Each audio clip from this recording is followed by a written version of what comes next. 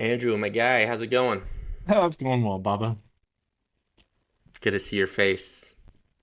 Let's see. Sorry about my candy crinkles in the background. You that would in my house that would cue dogs running to get a treat. Anything Normally, I happen? would say yes, but the boys did not move at all, and they're laying right next to me. Hmm. They must be able to distinguish between those sweets and treats. It's got a different crinkle. Probably, yeah. All right, man. I'm excited for today's episode. And to our listeners, we're glad to have you on. This is as the Why Dad podcast, and I am here with our philosophical, extremely handsome, and lovable Andrew. And Oh, then, you're too kind. oh, I say nothing but the truth. And then yours truly, Mr. Goofus. Bah! No. Mm. Our Anyway, resident dad. yeah, resident Goofus. Goofus dad. Anyway, yeah, fun topic today. Big topic today. We like to pick these topics that we can only scratch the surface on, but I think that's We'll that's come great. back to it. Yeah, it just gives us more content down the road, and then we Mm-hmm. can come back to it and be like, oh shit, we were actually wrong about this. So it'll be good contrast. Anyway, without further ado, today's topic is critical thinking. So a big thing for me, tell me, Andrew, if this resonates with you at all, and listeners, I'm curious what you think, but growing up, I felt like I wasn't raised to have my own opinion. And basically, I was just told how things were, and that's like the way it is. Right, right. And this is a big blanket statement, right? So obviously, it comes up with a lot of caveats. But anyway, and as a result, I didn't learn how to form my own opinion, and I also felt maybe I shouldn't have my own opinion. Maybe I don't know how to think. Right. And personally, that led me to not being able to form my own opinion until like my late 20s, even my 30s. Like I'm still trying to develop the skill. Does Yeah. No, I think that's pretty valid, especially with just how similar our backgrounds are. I mean, growing up, I heard the phrase a lot. What were you thinking when you did this? And mm-hmm.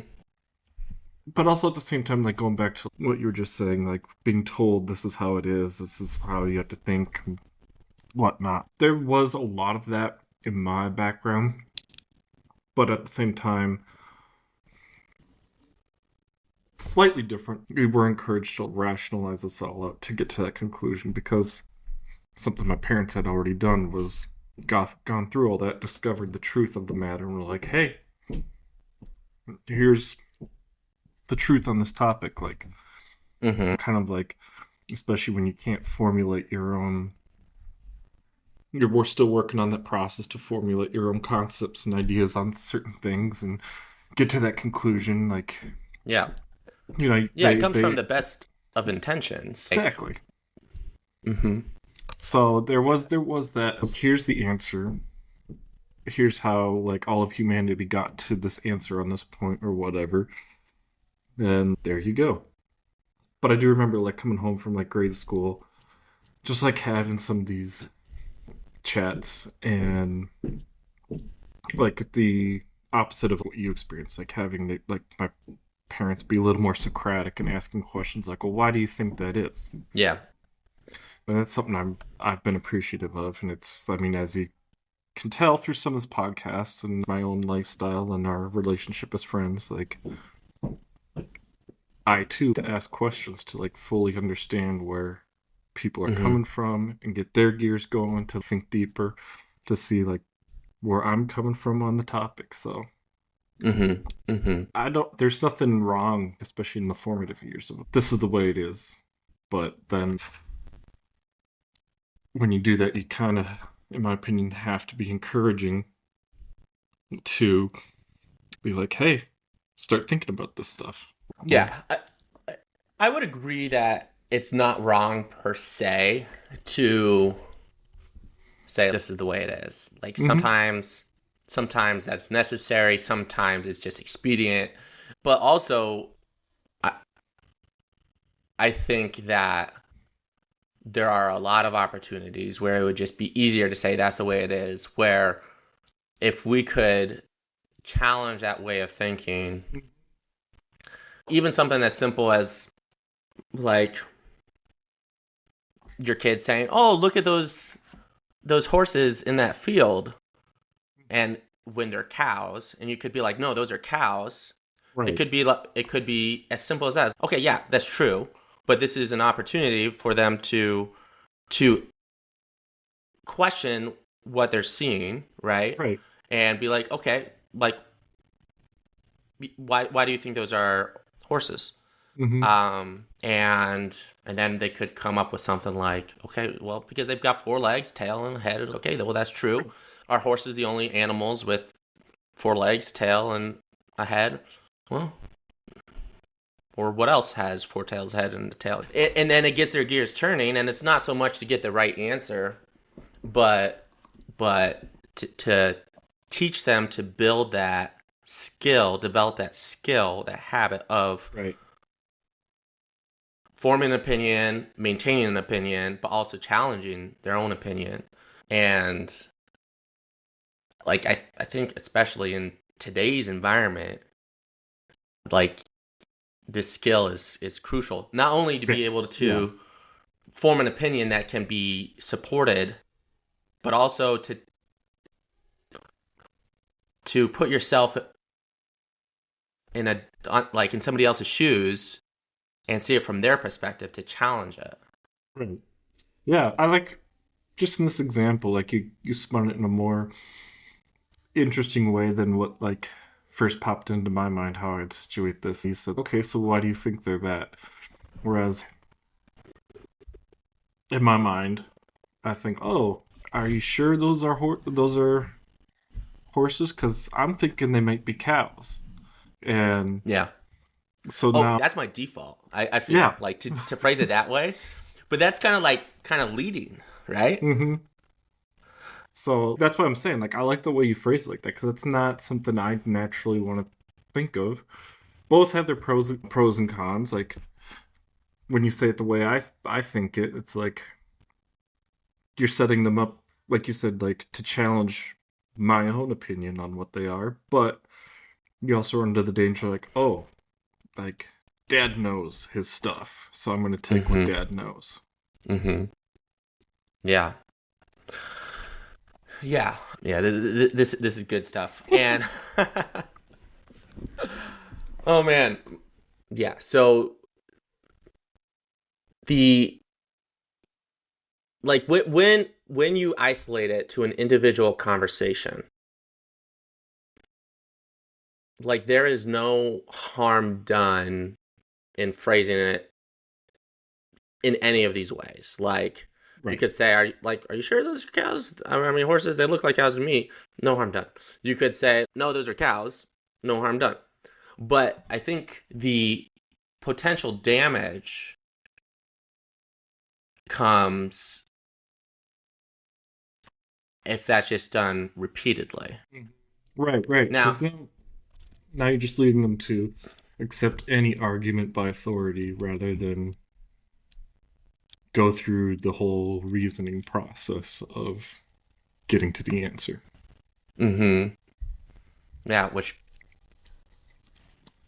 which I mean, you look at social media or news outlets today, and it's just everything is spewing very far left or very far right, Right. and the rhetoric that I see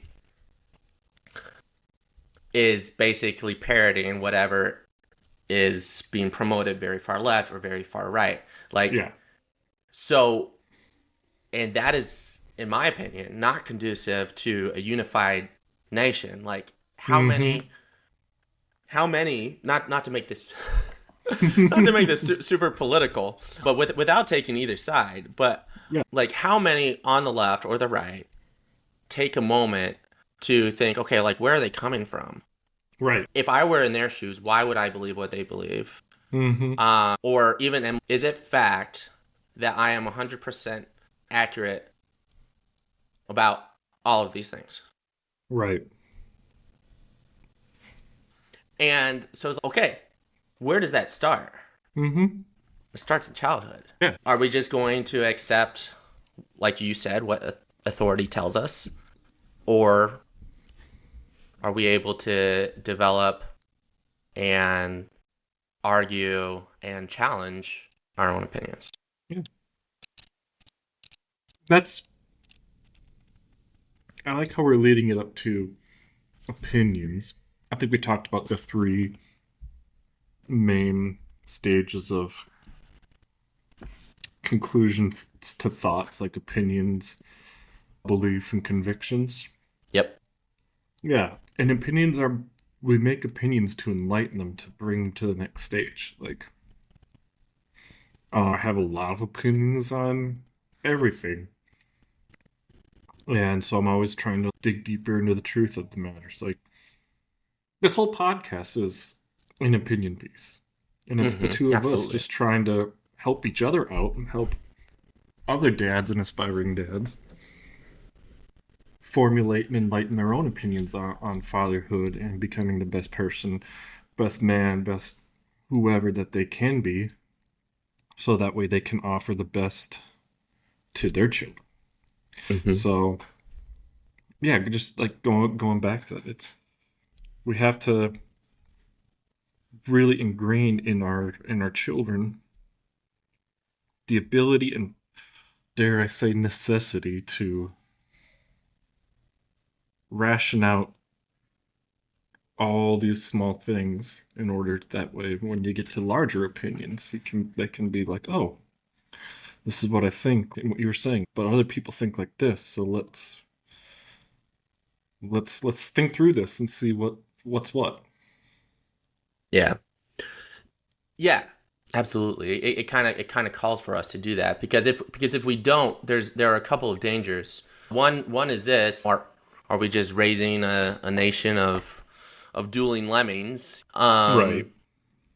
But that's kind of on the macro level. But on Mm-hmm. the micro level, like on the individual of on the level of the individual, what sort of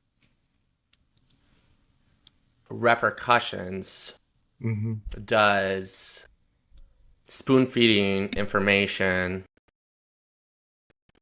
as facts, or spoon feeding like supposed facts, whether they're true or not, to a child, and not giving them the environment and the space to form their own opinions, like, what sort of downstream effect might that have? Right. And I mean, to me, it seems like, one, there's going to be a lack of confidence, Yeah. because, okay, I have to rely on somebody else to tell me what to think. Mm-hmm. A lack of agency, kind of hand in hand with that, because if you had to rely on somebody else, when are you going to start doing things like for yourself, or because it's what you believe in? Right. A lack of like emotional intelligence and regulation, I think, would be Mm-hmm. another one, because, okay, if I am not allowed to think or to form my own opinions, or those are not necessarily not allowed, but like that they are second rate compared to others, then what does that say about me? Maybe my feelings are invalid. Maybe I'm just not good enough. So a number of challenges, I think, can come from that, both on the macro and micro levels. Do you foresee, or do you see any other potential challenges? I mean, you listed off the obvious, and especially in this day and age of how social media or just mainstream media has governed the ways of society. I think people are starting to realize that and not buy into it as much. But while you were talking about like the self-confidence level and things like that, something did pop into mind that I wanted to add. Now I can't remember. I should have written it down Mm, because yeah, it just what you were saying kind of sparked something. So it'll come back to me.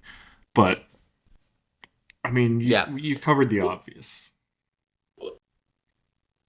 While you're thinking about that, another possible one is. Oh, now I lost my train of thought. Oh my goodness. Welcome to our podcast where we can't remember anything. Yep. Okay, back to you, Bob. Now's where we break. We cue our commercial break. No, it's just Um. this is such a big topic. Like one thing is we're going over this point, and I want to keep us on track. So part of my brain is thinking about like the importance still of just ingraining, like not ingraining. That's too forceful of a word, but encouraging our children to build all this. And let's go back a couple episodes where we critiqued John's video, and I think on this particular point, he would be right in what he was saying. It's not our job to teach. It's our job to set up that environment for our children to learn. Mm-hmm. Like we're naturally gonna. We all have this ability to reason through things, and every human is a natural born philosopher. Especially kids, they're always asking why. And they're building that up like, why this, dad? Why that, dad? Why? And so that really gives us the opportunity to follow what John was saying in that aspect of right then and there. We can say you're driving by the power plant and you see all the steam rising out of the cooling towers, and kids are like, oh, like why are those clouds, like why? And you can say what's going on, and it's just let them feed their imagination. Just be like, what do you think's going on there? and Mm-hmm. and build that environment that is so crucial for them Yeah. to really think outside the box. I got bored today at work and I was kind of talking to ChatGPT about this stuff too. Mm-hmm. And because talking about balance of faith and reason, but we started going down the reasoning part. And one of the questions ChatGPT was like, so do you only read like philosophy books or do you like fantasy? Do you read anything else? I'm like, and so I just answered ChatGPT. Oh yeah, I love fantasy novels. Well, what?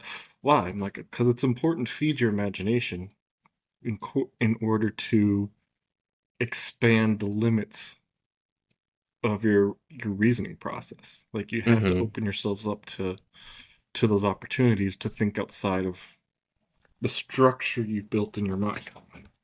Yeah. Yeah. I love that, and that makes me think of another couple of possible negatives that could come from not fostering this in our children. And you mentioned creativity. Well, if we don't help our children develop that creativity, like the opposite is basically mental laziness. Right. And you mentioned ChatGPT, which is a great tool. AI is a phenomenal tool if used correctly to challenge our perspectives, to help kickstart some of that creativity, what have you.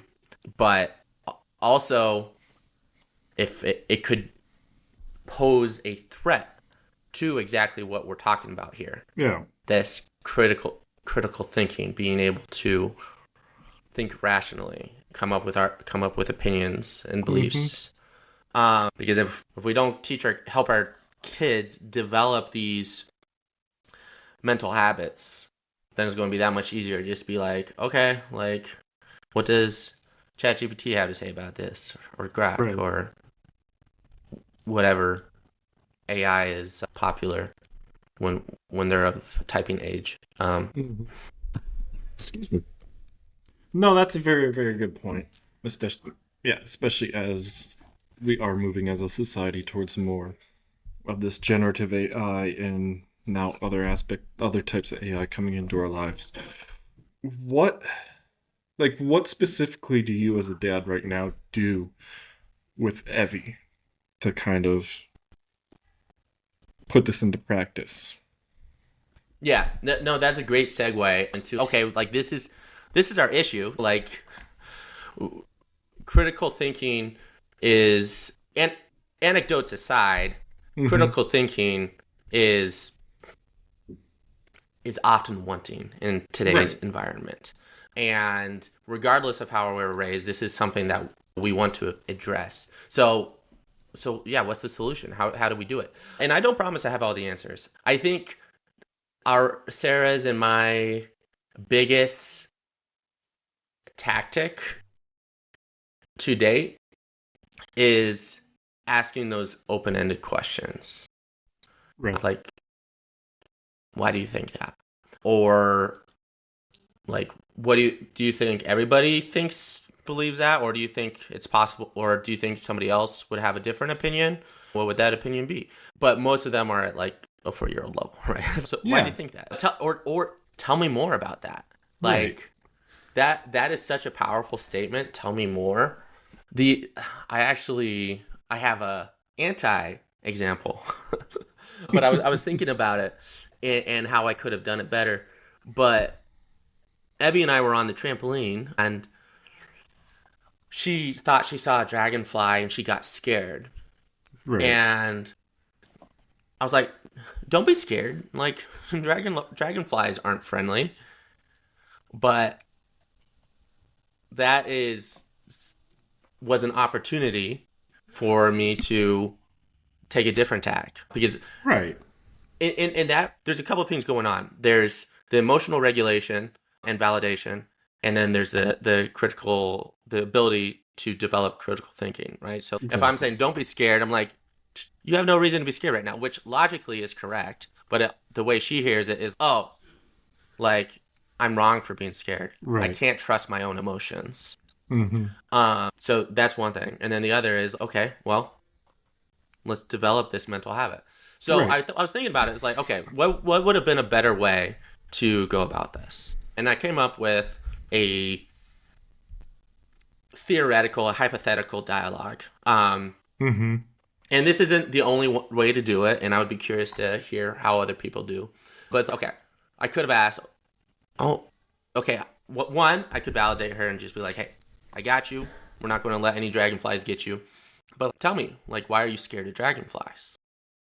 Um, and we did kind of talk about this, and she told me like they have a stinger because they had the long tail, and Oh, she yeah. equated that, and I was like, why do you say that? Because of the long pointy thing with the tail, Mm-hmm. and so I could have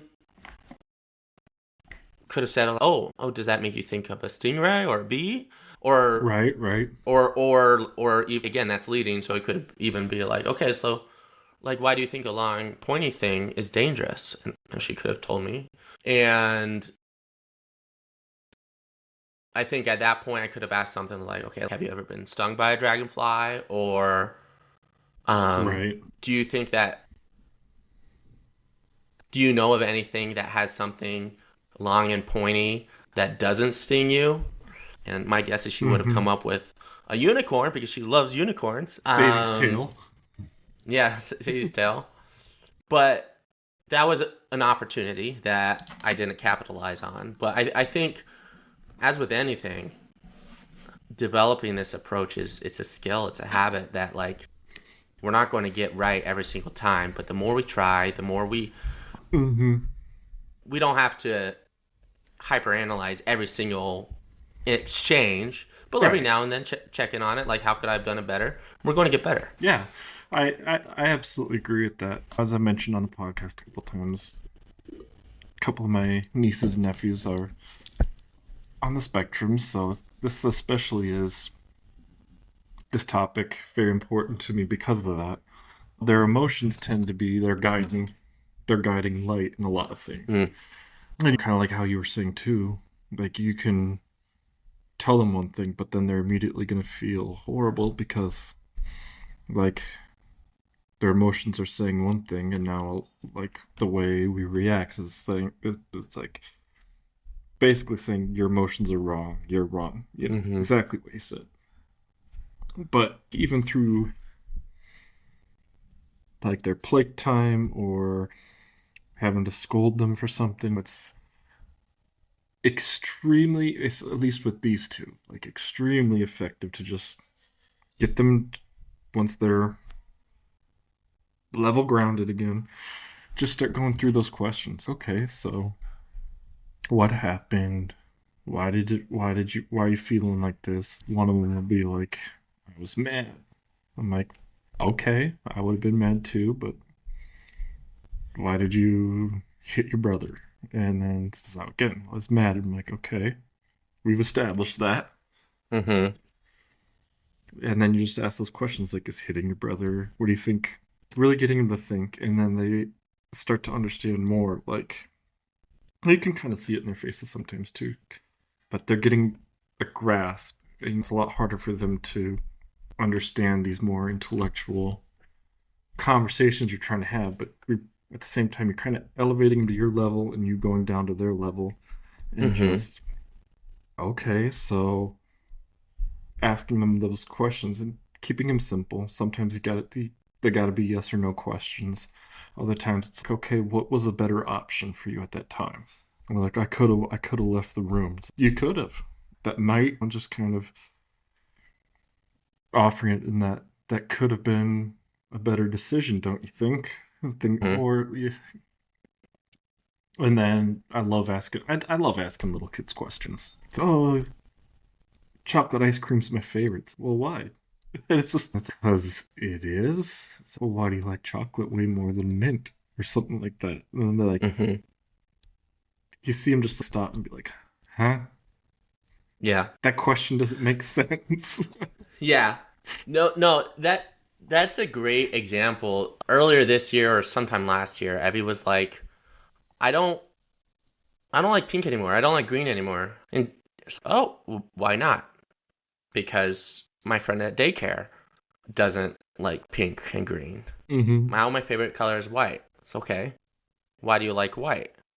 And because it's already apparent at this early age, like that peer pressure, so to speak, is already rearing its head. So that's a great example of okay.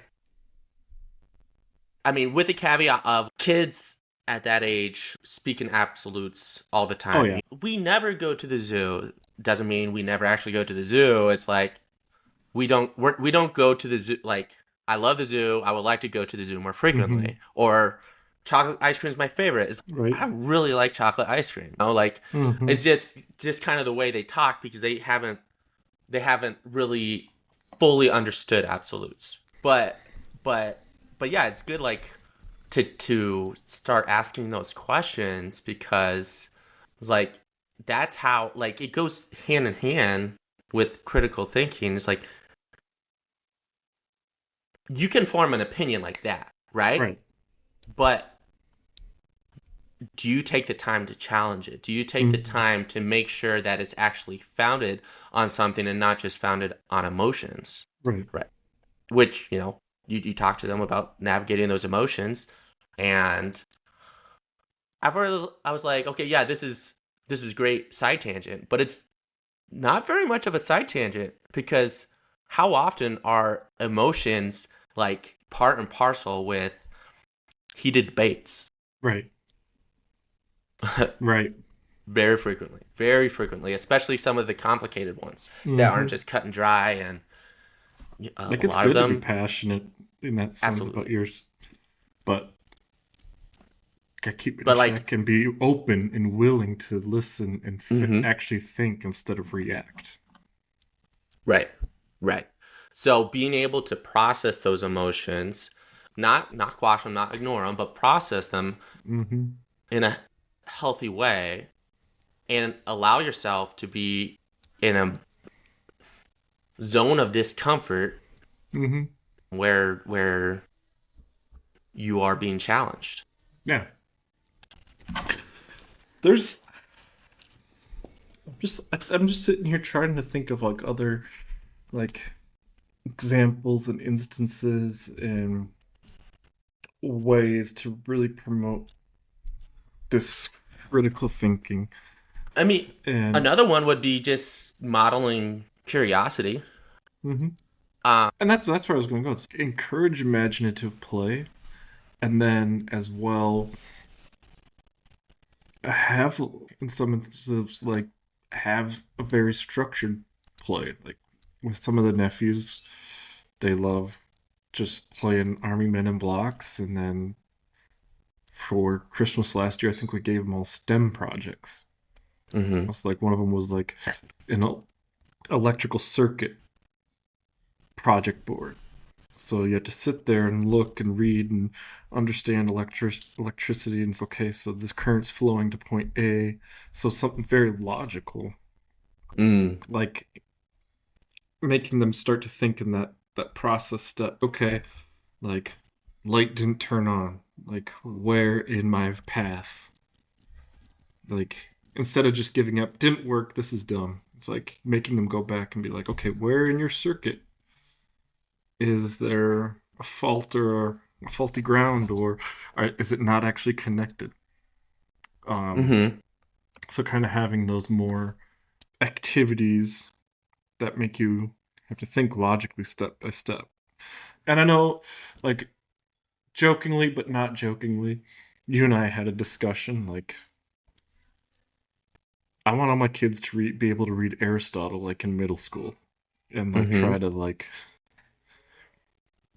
make sure they're not going to understand everything, but to be able to like, because he's so logical and step by step.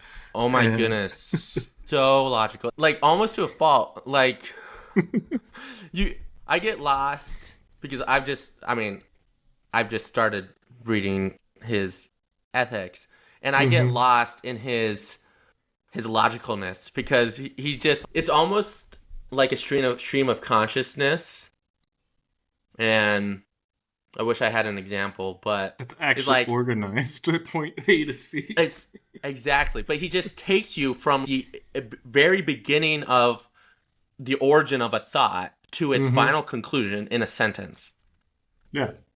and it's crazy. But yeah, it's great. It's a great example of logic. You're gonna have them read it in Greek. That my Greek's rusty, so no. Yeah, But mine like too. like we are talking, have some type of structure there to where they're thinking about it, they're getting to it. Sure, they may not understand like the depth of what the philosopher's saying, but they can see what critical thinking looks like played out. Mm-hmm. Yeah. And all Aristotle did all day was just sit there and think like imaginatively and put it into logic and STEM and step by step processes. Because he was able to. That's the importance of like creative and critical. They go hand in hand. Mm-hmm. They're not opposed. No. Yeah, that's a great point. Can you tell me more about that? So logic makes sense because like you ask why, Mm-hmm. um, and okay, why is it that way? And then you just keep following that string. But Well, you're a where coder, so does you understand logic very well. yeah, absolutely. If X then Y, if A then B, etc. But yeah, where tell me more about curiosity. I mean creativity and how it goes hand in hand with logic. Let's go to our pre-Socratics, right? Like you and I read about them in high school. I'll take your word for it. But the guys that were like, water is the most basic element of all matter, or things like Sure. that. Like it was just people thinking of asking themselves the questions like, why are we here? What are we made of? And like just kind of driving that. There's that one dude that fell in a well because he was looking at the stars all night, just pondering the stars. And so it's just kind of that imaginative. It's like you have to have that sense of wonder, that sense of awe that allows you to think outside of your box. If you were a coder, just for I don't know how to put this in like like that type of terms, but If you were only doing like one string of code over and over again to perform like one task, but you wanted to know how the whole system is coded. Let's do like I guess kind of put it in that sense. Yeah. That So I mean,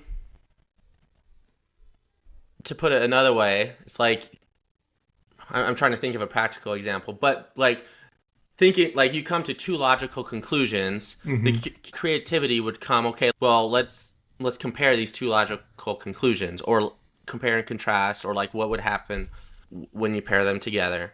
And I wish I had a more practical example for that, but I'm picking up on what you're putting down as far as like the creativity, thinking outside of the box, like yeah, the wonder, the curiosity. Like that we're talking about this. Yeah, you say you get like a ticket like I push A, B doesn't happen. And you go through like the code just for pushing the button and everything's right. So now you have to be like start that thinking like, okay, where else down the line? And you have to go and search for that string of code that's causing that error message. Yeah, which we call debugging. And fun fact, the phrase debug comes from back when programs took up like entire rooms, Mm-hmm. and like today it's just like a file on your computer, right? It's just bits, tiny. But and there would be you would be putting in like an actual card with a certain set of code for the program. Right. So it's a very physical process. And every now and then, bugs would get, literal insects would get stuck in the computer, like in the program, and cause it to go haywire. And you would have to go and find the actual bug and take it out and start it all over again. So anyway, tangent. But yeah, like you gotta pull the strings, and you gotta be curious. Like, okay, well, where did it go wrong? And curious about your own thought process. Okay, does this hold water? So, And that's kind of you like where I know, was leading to all this. Be curious about your own way of thinking, especially us as adults. That's something we should be asking ourselves a lot, and so yeah, that way we can kind of encourage our children to be like, don't be afraid to question your own thinking. yeah, yeah. No, and that's, it's a great opportunity having little children, like, because it will challenge your way of thinking sometimes. And I think a good example is a kid coming up and asking any sort of question, right? Right. Like, why is the sky blue? And I'm trying to think of another example. Like, why is there steam arising from a hot, like a pot of boiling water? Yeah. And maybe you know the answer, maybe you don't. But I personally think that one of the worst things you could do is just come up with, oh, the sky is blue because God painted it blue, or because it's the angel's favorite color, or because it's a reflection of your eyes, which it could be fun to do that way, right? Yeah. But Time and a place. yeah, but instead it's okay if you don't know the answer. I mean, if you know the answer, great. Like, you could either give it to them, or you can start asking the questions like, well, like, why do you think it's blue? Mm-hmm. And just get those gears turning. Or you can model curiosity and be like, you know what? I don't know. Let's Yeah. go look it up. Let's go find out together, and empower them to do that. Go pull a book, an encyclopedia if you Right. have on the bookshelf, or go fire up the computer and do a search together. But don't just plug it into AI. Go do some Right. actual research, I mean, right? that would be the encyclopedia, though. But, I Yeah, but miss like, those okay, days of mom sending me to go pull a dictionary to find out the meaning of a word that she obviously knew. yeah, yeah, yeah, exactly. Because that's another habit. Is okay, go and do the work yourself. Go research. Yeah, you have the resources. You know what resources you have. Figure out which one fits the purpose. Figure out what. Yeah, exactly. What tool is best suited for this task. Yeah. Figuring out how to use that. So you asked about like different like ways that we can do this with our children, and I don't know how this is going to how long this is going to last. But the other day, I was like, one of my aspirations, which we'll see if it happens or not, and I'm not Mm-hmm. going to force it, but I'll encourage it, is to be able to play chess with Evie and or Liam, Oh yeah. because Sarah does not play chess with me, which is fine. That's No. great. So I was like, oh, Evie, I've got this game that there's a king and a queen, and they've got like their knights that ride on horses, and I pumped up this game to Mm-hmm. Evie, and she's, oh, I want to play that. So we played it. We took out all the. I introduced her to the pieces and some of the moves, like a couple of nights, and then like last night she was like, I want to play the game with the kings and queens. I was like, yes.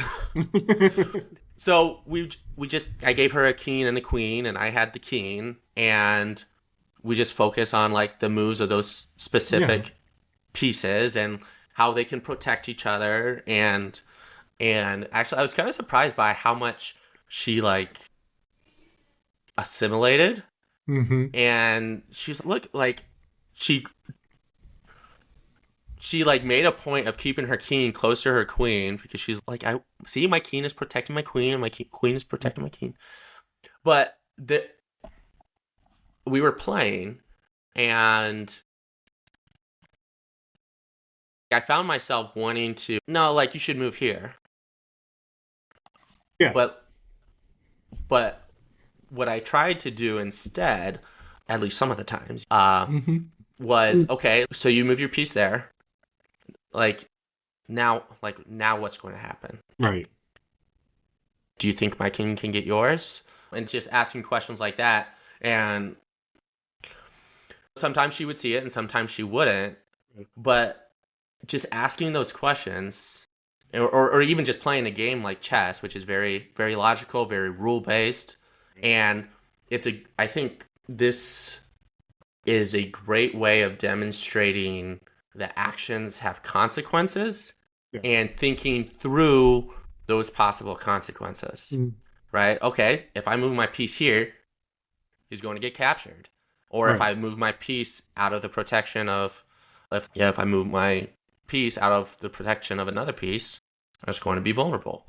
And that, like, down the road is going to translate to, okay, if I throw a book across the room, I might hit something and break it, or you name it. If I run into the street, like, No, I think that's a great example. I do the same thing with my youngest nephew in checkers. I never let him win you don't because let him win. no, why not? Why would I? Heck yeah, I love that.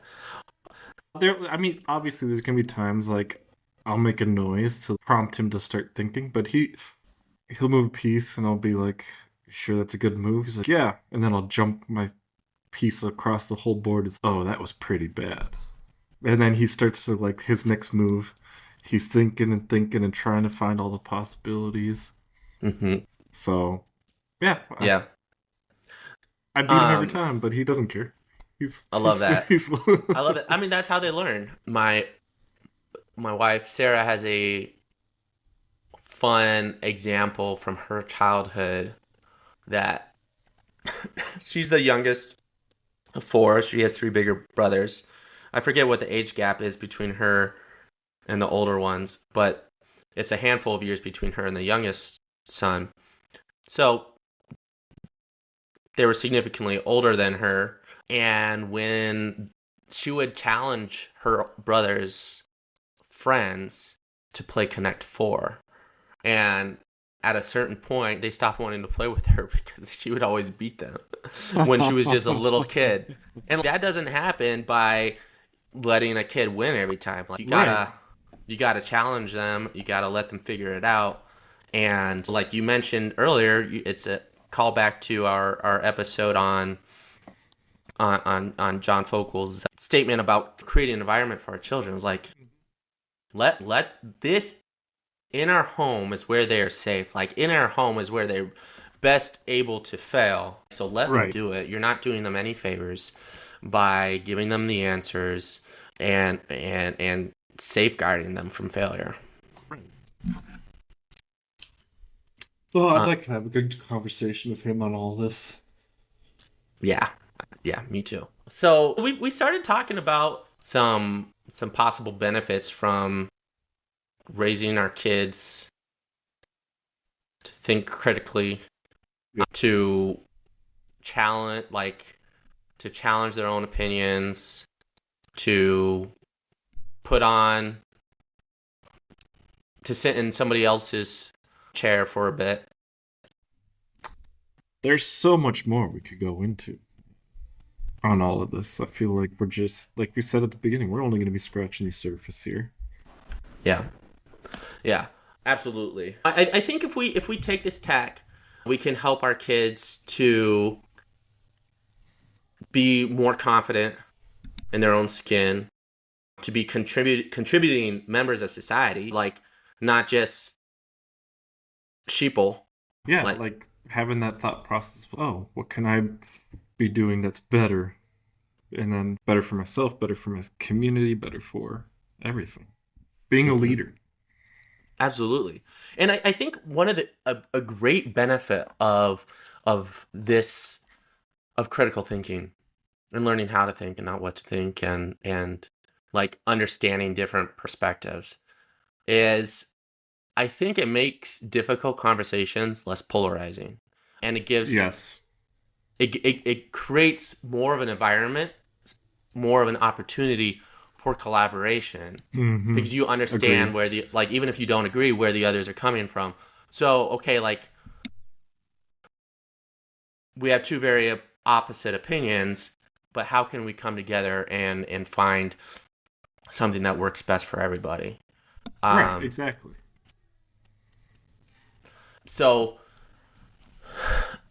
I mean, there are a bunch of I mean, there were studies done. Here's another benefit where I think this is just common sense, right? But if you can think critically, you're going to Mm-hmm. be you're going to perform better, like across the Yeah. board. But like the studies proved it in the academic realm. I Right. think it was something like half a grade higher, Dang. um, Wow. between those who had critical thinking, like decent level of critical thinking, and those who didn't. So better grades, better decisions, Mm-hmm. higher confidence. Like, why wouldn't we? Why wouldn't we strive for this for ourselves and for I our was just gonna kids? say it starts with us. Mm-hmm. If we can do it for ourselves as fathers, as men, then it's just gonna flow down. Yeah, And yeah. Well, Sarah and I, this is going to be like one of the last things I have to say. Sarah and I, we have a number of opposing opinions mm-hmm. on some pretty like larger topics, Yeah. and for a while we have avoided them because we couldn't engage in a respectful and empathetic way. Yeah. Just recently, we're talking about, okay, like, we may want to make a point to start trying to have these difficult conversations. One, because like I shouldn't be afraid to have my view challenged. That's only going Right. to help me think more critically. Mm-hmm. Two, like, what are we modeling for our children? Are we modeling, oh, it's a difficult conversation, I'm not going to have it, I'm just going Right. to like converse with somebody who agrees with me? Or are we going to model, okay, hey, yeah, this is a difficult conversation, but I'm really interested in your perspective. Tell me more about that. Here's what I think. So we're talking about that. We've got a ways to go. It's a skill we're going to have to develop. We'll probably need to put in some like safe words and have some escape plans until we But get you better guys are at it. approaching it the absolutely correct way, and that's important. Yeah, yeah. So more on that in the future. We'll see, we'll tell you how that experiment goes. If you get news of our divorce, that'll be your Oh answer. my gosh! Don't even say that. No, no, no, no, no, no. That's not gonna happen. But anyway, dude, this was a lot of fun. Yeah, I Like you wish we said, could keep going. There was so much. There's still so much to unpack. So we're going to Yeah. get into this further on down the line. And we have 1 minute left, but Yeah. Paul and I are working on Uh, some interesting stuff for the podcast. So, yeah. Yeah. I'm looking forward to it. We've got, yeah, tons of fun yeah, stuff. it's a So surprise. stay tuned. Like us and follow us on Facebook and Instagram or on your podcasts if you don't already, or all the above. If You you know, like what you listen to, share us with a friend mhm. or with an Start some enemy. topics on some of the posts we make on social medias. If you want to Yeah, hear, I, I'm really curious, like what y'all think about this. Is this a pain point that resonates with you, or regardless, like how are you developing your own critical yeah, thinking? How are you doing it with your kids? Let us know. Drop do. us a comment. Yeah, So yeah, please do. All right, well, gonna wrap this up for today's episode. Paul, thank you so much, and picking a good topic for us today. So from hell Paul, yeah. so from me to you, our listeners, thank you all, and Paul, thank you. You threw me off. I had to. Yeah. It's like singing the song and then not singing the last part, like Twinkle Twinkle Little, and then you just stop, and then they're like, "No, you got to finish it for me." All right, Okay, well, thank you all, and thank you, Paul. thank you. Oh my goodness, now I can go in peace. All right, thank you, Andrew. Thanks you, everybody, and we'll see you next time. Toodles. Good night.